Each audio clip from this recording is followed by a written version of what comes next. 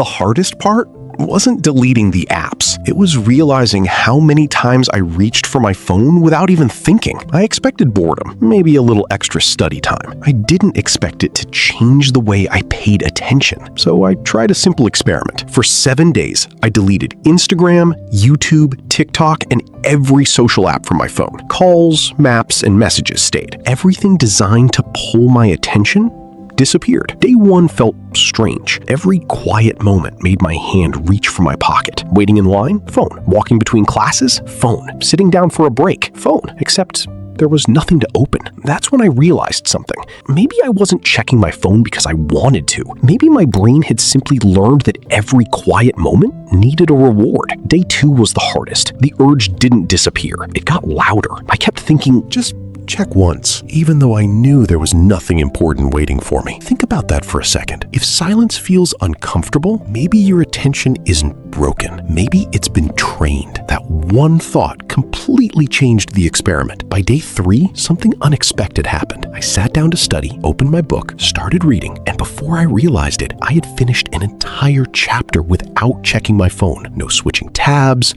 no random videos, no endless scrolling. For the first time in weeks, I actually remembered what I had read. Now, I wasn't suddenly perfect. I still got distracted. I still looked out the window.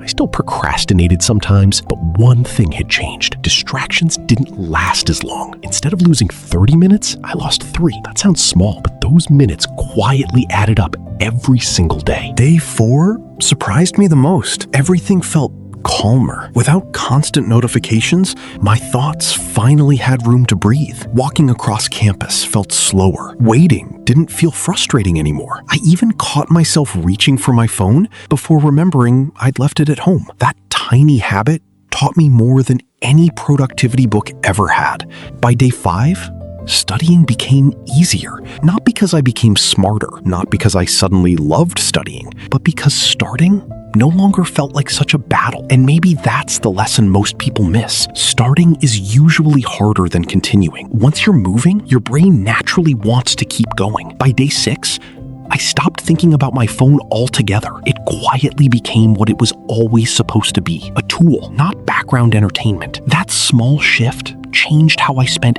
every spare moment of my day. Then, day 7 arrived. I checked my screen time. Yes, it had dropped a lot, but honestly, that wasn't the biggest change. My mind felt less crowded. I could stay with one thought long enough to actually finish it. When the experiment ended, I downloaded a few apps again, but something felt different. Endless scrolling had lost some of its pull. It no longer felt automatic. I even noticed my grades improved slightly. Nothing dramatic, nothing magical, just enough to remind me that attention grows quietly, one small choice at a time. Now, your experience might look different. Maybe you work part-time. Maybe your home is noisy. Maybe you genuinely need your phone more than I did. That's exactly why I like experiments instead of strict rules. Experiments fit real life. So don't start with 7 days. Start with one evening. Turn off your notifications. Leave your phone across the room. Then simply notice what happens when your mind has a little more space than it's used to. Because the goal isn't to hate technology. It's to notice when technology quietly starts using you. So before you open your next app, pause. Take one slow breath. Then ask yourself one simple question. Am I choosing this or am I just reacting?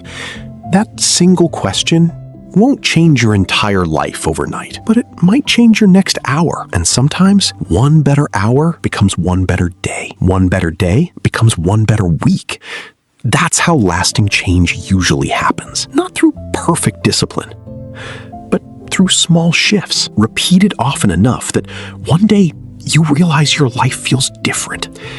If this experiment made you look at your own habits a little differently, I'd love to have you here for the next one, because sometimes the smallest experiments reveal the biggest changes.